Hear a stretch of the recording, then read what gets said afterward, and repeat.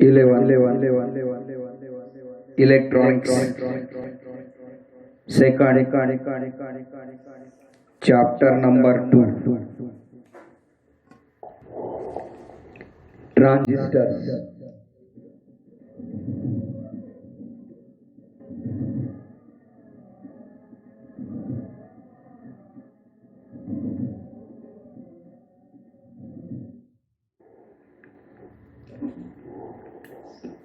Transistor, it is a device which has three terminals: emitter, base, collector. Emitter, base, collector. The terminal emitter emits charges or electrons. The terminal base controls the charges through transistor, and the terminal collector collects the charges which are emitted by emitter and controlled by base. Means it is like as a water cock. पाण्याच्या नळाप्रमाणे किंवा पाण्याच्या cock प्रमाणे हा transistor device काम करतो. जसं कॉकला एकीकडे supply असतो, इनपुट असतो, आणि दुसरीकडे कलेक्टर म्हणजे बादलीमध्ये आपण पाणी जमा करतो, that is collector.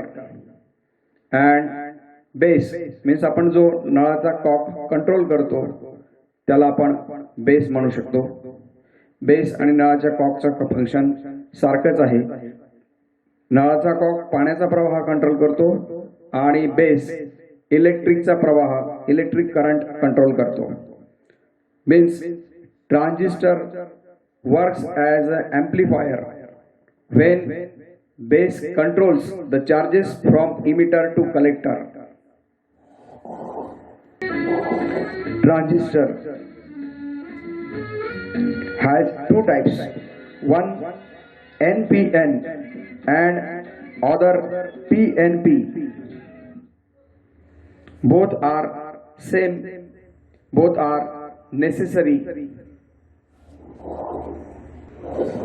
for amplification or modulation or demodulation, or transistor can be used as a switch. Transistor हा स्विच म्हणून वापरता येतो, ॲम्प्लिफायर म्हणून वापरता येतो, मॉड्युलेटर किंवा डिमॉड्युलेटर म्हणून सुद्धा वापरता येतो. ट्रान्झिस्टरचे असे अनेक उपयोग आहेत, फंक्शन्स आहेत. या ट्रान्झिस्टरमध्ये इमिटर, बेस, कलेक्टर या तीन टर्मिनल्स असल्यात तरी सुद्धा त्याचा मधला स्ट्रक्चर थोडा चेंज असतो. बघा फिगरमध्ये स्पष्टपणे दिसतंय आपल्याला. The base has low width. The base has low width and emitter has maximum charges. Emitter has maximum charges. Collector has medium doping or medium charges. Collector has medium doping or medium charges. So when some voltage is applied to the base, then the base controls the current through transistor according to that base current. If base current is more, the output at collector is more. Emitter is the input, collector is the output, and base is a controller. Means when more current is applied to the base or more voltage is applied to the base, then the collector current and collector voltage increases. Or if the voltage of base is reduced, then the output is reduced. Means base is a controller, but when input is increased by 1 millivolt, the output increases by 100 millivolt.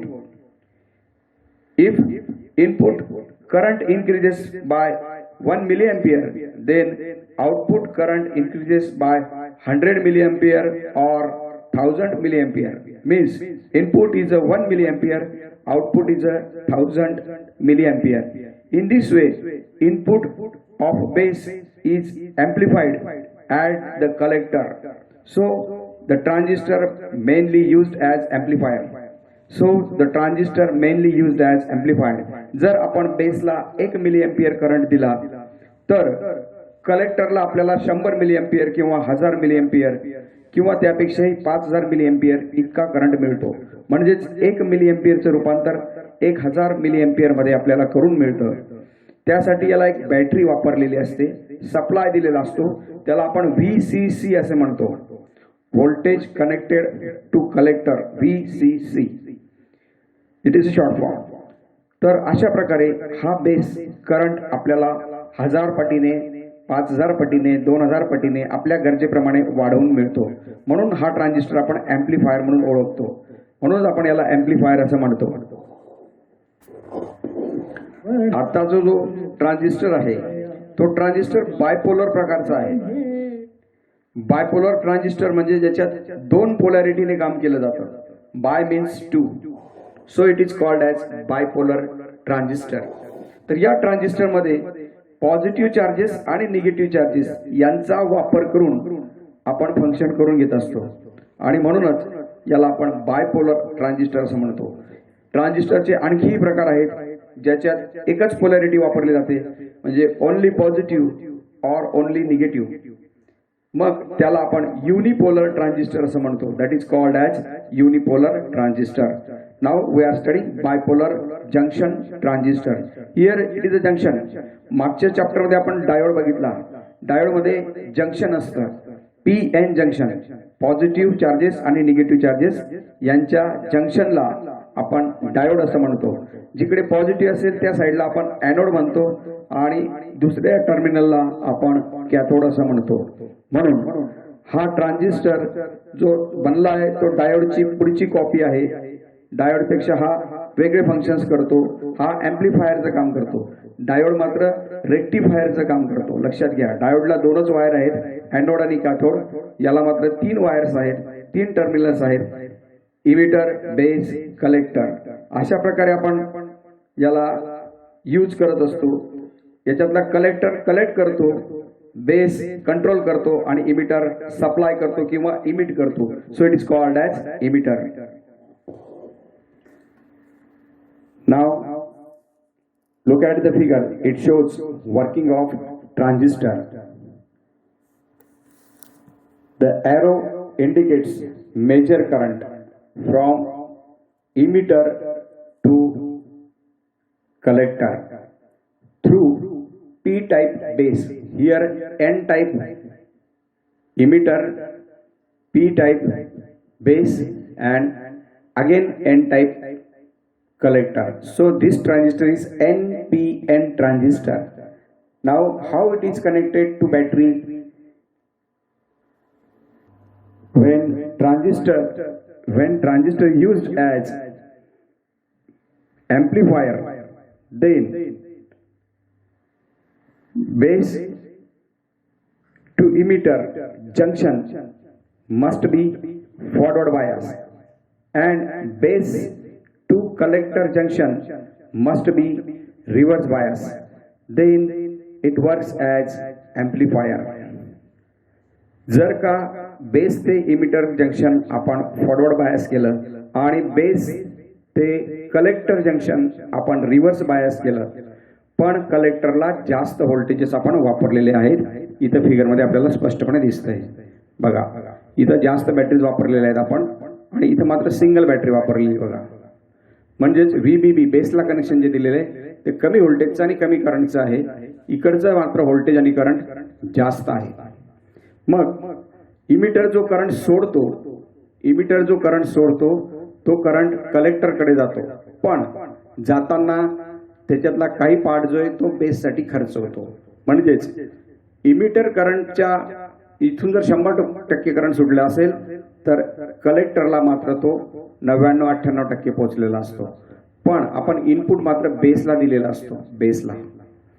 या बेसला input दिल्यानंतर या बेसमधून control केला जातो फक्त. म्हणजे आपण इथं 1 milli ampere दिला असेल तर इथं मात्र आपल्याला 1000 मिली एम्पियर 5000 मिली एम्पियर असा करंट मिळतो. म्हणून आपण याला ॲम्प्लिफायर असं म्हणतो. याच्यात कंडिशन एकच आहे की कलेक्टर जंक्शन सी, बघा इथे लिहिलेलं आहे C, collector junction must be reverse bias. Collector negative type आहे पण त्याला आपण पॉझिटिव्ह सप्लाय दिला, means it is reverse biased. आणि बेस ते इमिटर जंक्शन बघा इथे छोटी बॅटरी वापरली आपण, पण याच्यात या इमिटरला बघा, इमिटरला आपण एन ला निगेटिव्ह बरोबर दिलेला आहे आणि बेस पॉझिटिव्ह आहे, पी टाईप आहे. मग पी ला आपण बरोबर पॉझिटिव्ह दिलेला आहे. म्हणजे ही सिस्टीम फॉरवर्ड बायसमध्ये काम करते आहे आणि इकडची सिस्टीम जी आहे ती रिव्हर्स बायसमध्ये काम करते आहे. म्हणून याला आपण ॲम्प्लिफायर म्हणून वापरू शकतो. जर ॲम्प्लिफायर म्हणून वापरायचं असेल तर बेस ते emitter must be forward bias and this collector junction must be reverse biased. Then it works as a amplifier. ॲम्प्लिफायरवरतीच सगळं इलेक्ट्रॉनिक्स अवलंबून आहे. ॲम्प्लिफायरवरतीच संपूर्ण इलेक्ट्रॉनिक्स अवलंबून आहे. म्हणून आपण त्याला ॲम्प्लिफायर म्हणणार. आणि याचा मॅक्झिमम उपयोग ॲम्प्लिफायर म्हणून किंवा स्विच म्हणून केला जातो. कॉम्प्युटर्स, नंतर मोबाईल्स, लॅपटॉप्स या सर्वांमध्ये अनेक ट्रान्झिस्टर स्विचेस असतात. तुमच्या हातातल्या मोबाईलमध्ये कमीत कमी 5 लाख ट्रान्झिस्टर स्विचेस असतील, म्हणजे transistor used as a switch.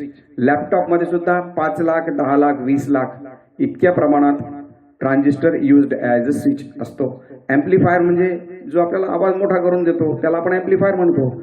त्या टाईप ॲम्प्लिफायरचं फंक्शन इथं कमी आहे.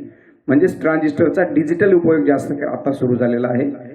आणि पूर्वीच्या काळात फक्त ॲम्प्लिफायर म्हणून त्याचा उपयोग होता. आत्ताच्या काळात मात्र त्याचा उपयोग डिजिटल सिस्टीममध्ये जास्त केला जातो. कॉम्प्युटर्स, कॅल्क्युलेटर्स, नंतर तुमचे ॲम्प्लिफायर्स, नंतर सॅटेलाइट्स, खूप मोठ्या मोठ्या इंडस्ट्रीजमध्ये सुद्धा मॅक्झिमम उपयोग ट्रान्झिस्टरचा ॲज स्विच म्हणून केला जातो.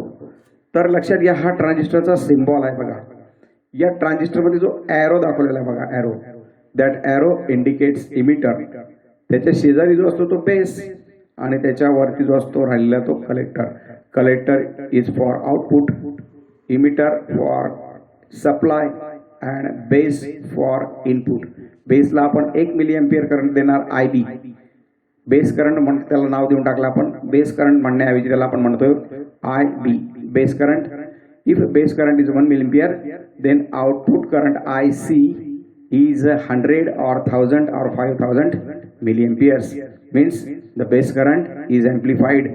Actually the current from emitter to collector is controlled, but it is controlled by base current.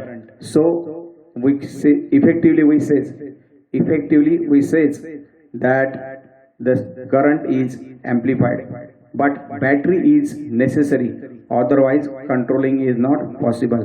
This is the symbol of battery, upper side plus, lower side minus. In this way the transistor works as an amplifier. Means actually electronically we can say that the internal resistance of transistor is increased or decreased by base current. म्हणून आपण इथं नाव ठेवलेलं आहे trans resistor. आणि trans रेजिस्टरचा short form आहे transistor. Trans resistor, transfer of resistor, म्हणजेच इनपुट करंटनुसार आउटपुटचा रेजिस्टन्स आपण कमी जास्त करतो, म्हणजेच करंट कमी जास्त करतो. आणि म्हणून त्याला आपण म्हणतो ट्रान्स रेजिस्टर. आणि ट्रान्स रेजिस्टरचा शॉर्ट फॉर्म केलेला आहे बघा, ट्रान्झिस्टर, TRANSISTOR, ट्रान्झिस्टर्स. ओके.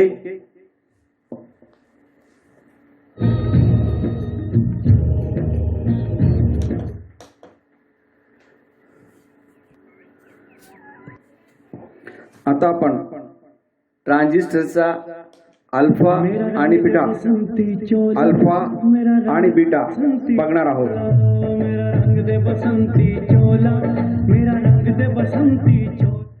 आपण ट्रान्झिस्टरचा अल्फा फॅक्टर आणि बीटा फॅक्टर बघणार आहोत. तर अल्फा फॅक्टर म्हणजे काय? आता आपण बघितलं ट्रान्झिस्टरला 3 टर्मिनल्स असतात, इमिटर, बेस, कलेक्टर. तर बघा इथे स्पष्टपणे त्यांच्या फॉर्म्युल्यात लिहिलेलं आहे व्हॉट इज अल्फा. अल्फा म्हणजे काय? एक आपण या अल्फावरती जरा कॉन्सन्ट्रेशन करूया. अल्फा, तर अल्फा बरोबर बघा एक चिन्ह दिलेलं आहे, अल्फा बरोबर IC/IE म्हणजे IC भागिले IE. अल्फा म्हणजे कलेक्टर करंट भागिले इमिटर करंट. अशा प्रकारे आपण या दोन करंटच्या भागाकाराला अल्फा असं म्हणतो. तर बीटा म्हणजे काय बघा, इथं बी टाईप सिम्बॉल आहे बघा. हा बी टाईप सिम्बॉल जो आहे त्याच्यात इज इक्वल टू IC/IB म्हणजेच कलेक्टर करंट भागिले बेस करंट, शॉर्ट फॉर्म मध्ये IC म्हटलेलं आहे आणि IB. आता आपल्याला 3 इक्वेशन्स मिळाले, 1, 2, हे 2 इक्वेशन्स मिळालेत आणि आपण त्यांना बीटा फॅक्टर जो आहे अल्फा आणि बीटा यांच्यामधला आता आपण रिलेशन बघणार. कारण दोघांमध्ये IC कॉमन आहे, दोघांमध्ये IC कॉमन आहे, याचा अर्थ दोघांचं आपल्याला एक रिलेशन्स बघता येणार आहे. आणि ते रिलेशन्स आपण फॉर्म्युल्यामध्ये किमती टाकल्यात, IE is equal to IC plus IB, आणि त्या किमती टाकल्यानंतर आपण मॅथमॅटिकली याला आपण बघा इझिली सॉल्व्ह केलेलं आहे. आणि याला आपण पुढे बघितलंय की IB is equal to IE into bracket 1 minus alpha. परत लक्षात घ्या IBचं आपण सूत्र शोधून काढलं, काही नाही, सिंपल मॅथमॅटिक्स आहे, प्लस मायनसचं आहे. तर IB is equal to IE into bracket 1 minus alpha. आणि आता बघा आपण दुसरं त्याचं रिलेशन बघणार, beta is equal to IC/IB हा आपला पहिला फॉर्म्युला. त्याच्यामध्ये आपण आता किंमत टाकली, means alpha IE/IE into bracket 1 minus alpha. ही IBची किंमत आपण टाकली बघा, ही IBची किंमत टाकली, ही बघा इथे दिलेली आहे IB. तर IB is equal to IE into bracket 1 minus alpha. त्या किमती पुटअप केल्यानंतर आपल्याला बीटाचं सूत्र काय मिळालं बघा, बीटा इज इक्वल टू अल्फा/1 मायनस अल्फा. म्हणजे जर आपल्याला नुसता अल्फा माहिती असेल तर त्याच्यावर आपल्याला बीटा काढता येतो. बीटा हा जवळपास ॲम्प्लिफिकेशन फॅक्टर सारखा आहे. बीटा म्हणजे जवळपास ॲम्प्लिफिकेशन फॅक्टर. बीटा इंडिकेट करतो की किती पटीने करंट वाढला, किती पटीने करंट वाढला. आता आपण बीटाचा जसा फॉर्म्युला केला तसंच आपण अल्फामध्ये किमती टाकल्यात. तर अल्फा इज इक्वल टू बीटा/1 प्लस बीटा. इथं मायनस आहे, इथं प्लस आहे, बरोबर एकमेकांचे अपोजिट फॉर्म्युले झालेत. अल्फा इज इक्वल टू बीटा/1 प्लस बीटा. अशा प्रकारचं आपल्याला सूत्र इथं मिळालेलं आहे.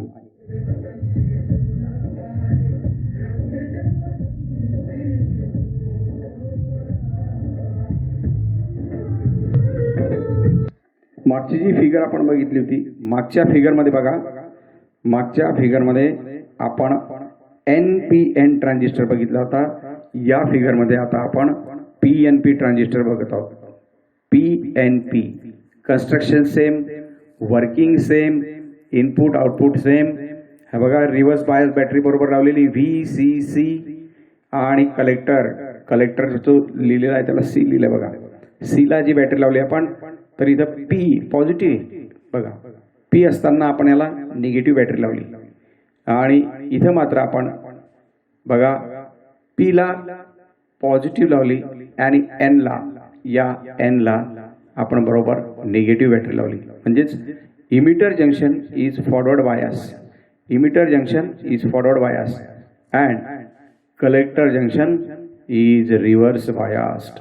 आणि अशा परिस्थितीतच ट्रान्झिस्टर ॲम्प्लिफायर म्हणून काम करत असतो. तर आता आपण PNP आणि NPN दोन्ही ट्रान्झिस्टर्स बघितलेत. आता बघूया ट्रान्झिस्टर ॲम्प्लिफायर.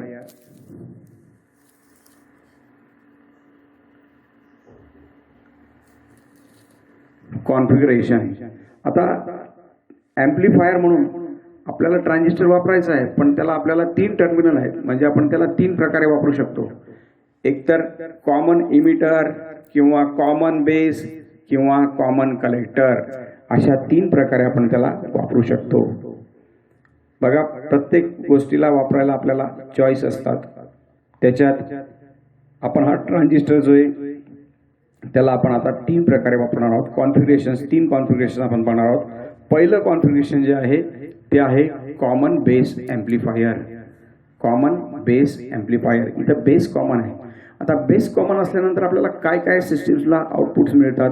अल्फा काय असतो, बीटा काय असतो, किंवा इनपुट करंट किती, इनपुट व्होल्टेज किती, आउटपुट करंट किती, आउटपुट व्होल्टेज किती, इनपुट रेजिस्टन्स किती, आउटपुट रेजिस्टन्स किती, हे सर्व आपण याच्यामध्ये स्टडी करणार. It is configuration common base amplifier.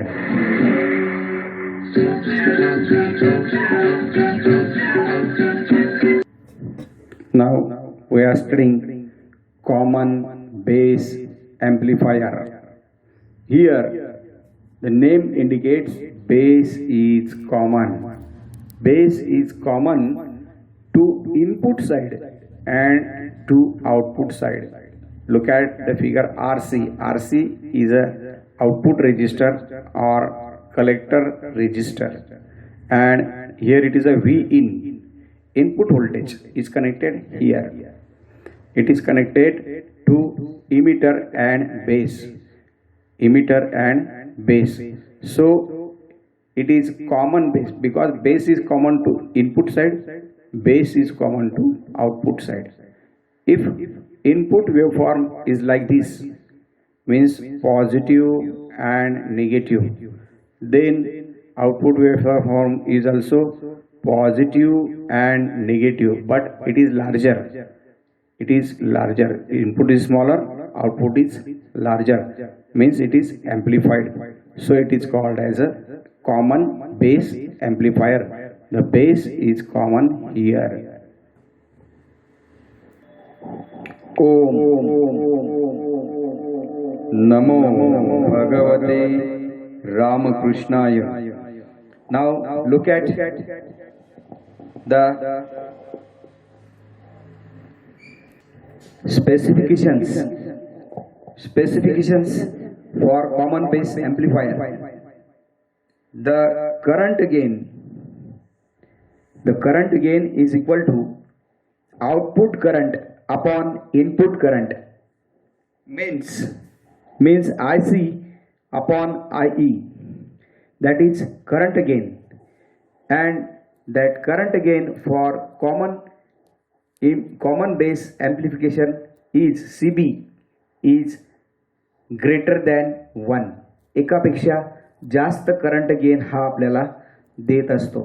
तसंच input impedance means like as a resistance. So input voltage upon input current means V in upon IE, and IE is larger, so input impedance of CB common base amplifier is very low. Input impedance of common base amplifier is very low. Now look at the output impedance. Output impedance means output voltage upon output current. आता आउटपुटचा impedance म्हणजे आउटपुटचं opposition किंवा resistance किती पडतो ते आपण मोजतो आहोत. आउटपुटचा रेजिस्टन्स किंवा आउटपुटचा इम्पिडन्स बघा, आउटपुट इम्पिडन्स आणि रेजिस्टन्स हे जवळपास सारखे असतात. सारखे पूर्ण सारखे नसतात, पण जवळपास सारखे असतात. तर आउटपुट व्होल्टेज भागिले output current means VO upon IC, कारण करंट आपण आउटपुट IC ला घेतलेला आहे. आता इथे बघा, since IC is very large it is low, म्हणजेच आपण जर बघितलं तर आउटपुट इम्पिडन्स हा लो असतो. आउटपुट इम्पिडन्स हा कॉमन बेसचा लो असतो. तर अशा प्रकारचं हे आउटपुट आपल्याला मिळतात. हे कॉम्बिनेशन्स आपण बघितलेत. जर आपण बेस कॉमन केला तर आपल्याला अशा प्रकारचे आउटपुट्स मिळतात. आता आपण याचे इनपुट आणि आउटपुटचे वेवफॉर्म्स बघणार. इनपुटचा वेवफॉर्म बघा छोटा आहे, आउटपुटचा वेवफॉर्म मोठा आहे. इनपुट वेवफॉर्म जो आहे तो plus going and minus going, तर आउटपुटचा सुद्धा प्लस गोईंग आणि मायनस गोईंग, म्हणजेच इनपुटची कॉपी आउटपुटला जशीच तशी मिळते. आपल्याला इनपुटला जे आपण दिलेलं आहे तेच आपल्याला आउटपुटला मिळतंय, पण त्याचं व्होल्टेज आणि करंट्स वाढलेले आहेत. म्हणजेच आउटपुट हा इनपुटपेक्षा मोठा आहे. So it is amplified in common base configuration. Here the base is common. Now look at the voltage gain. In bracket it is written as AV, means output voltage upon input voltage. आपल्याला output किती मिळाला, इनपुटला आपण काय दिलं आणि output किती मिळाला याला आपण गेन असं म्हणतो. समजा तुम्ही इनपुटला 5 रुपये दिलेत आणि आउटपुट तुम्हाला 10 रुपये आला, म्हणजे परत येताना ते नफा करून 10 रुपये मिळालेत, तर याचा अर्थ असा झाला की तुम्हाला दुप्पट गेन झाला, दुप्पट फायदा झाला. So it is called as a gain. इथं आपण ते व्होल्टेजच्या स्वरूपात बघत आहोत, व्होल्टेज गेन. तर आउटपुट व्होल्टेज आणि इनपुट व्होल्टेज यांच्या भागाकाराला आपण गेन असं म्हणतो. आउटपुट भागिले इनपुट. मग तो आउटपुट करंट असो, आउटपुट व्होल्टेज असो, आउटपुट पॉवर असो किंवा आउटपुट आणखीन काही पण असो, जो काही आउटपुट असेल तर आउटपुट भागिले इनपुट म्हणजेच गेन. आउटपुट भागिले इनपुट म्हणजेच गेन. इथं आपण व्होल्टेजचा गेन बघतो आहोत कॉमन बेस ॲम्प्लिफायरसाठी. तर आपल्याला तो अशा प्रकारे गेन साधारणतः 50च्या आसपास मिळतोय. It is low. आता ॲम्प्लिफायरच्या दृष्टीने 50 गेन असणं हा आपण लो मानतो. प्रत्यक्षात 50 गेन आपल्याला जरी मोठा वाटत असला तरी ॲम्प्लिफायरच्या दृष्टीने तो आपल्याला लो आहे. म्हणजेच कॉमन बेसचा व्होल्टेज गेन लो आहे, एवढं लक्षात ठेवायचं आहे. The gain of common base is very low. पुढच्या व्हिडिओमध्ये आपण कॉमन कलेक्टर ॲम्प्लिफायर बघणार आहोत. पुढच्या व्हिडिओत common collector amplifier. Next video.